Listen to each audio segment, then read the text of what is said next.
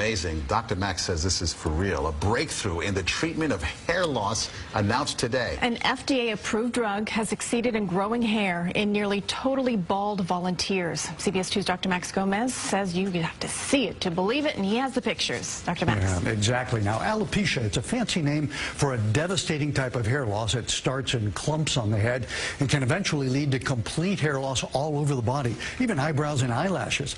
Now, researchers have found a drug that regrows hair in alopecia and may work against male pattern baldness, too. Men often equated a good head of hair with virility. Hair has been called a woman's crowning glory, so you can imagine what Sabra Hardy felt like when she started losing her hair. I cried every night over it. I didn't feel like a woman. It's called alopecia areata, an autoimmune disease where the body attacks the hair follicles and hair falls out in clumps and patches. It affects up to 7 million Americans. A lot of people, all ages, so it can start from childhood up to adults, and it's males, females, all genders, all races equally. Existing treatments for alopecia have not been very effective, but now researchers at Columbia University Medical Center and Stanford University have worked out the key factors that lead to hair loss.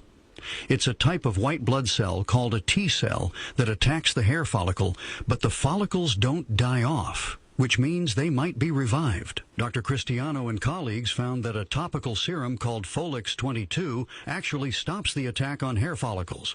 Unexpectedly, not only do they act on the immune cells, but they also have a beneficial effect on the hair follicle. The study on 12 volunteers in the Journal of Clinical Investigation showed stunning results.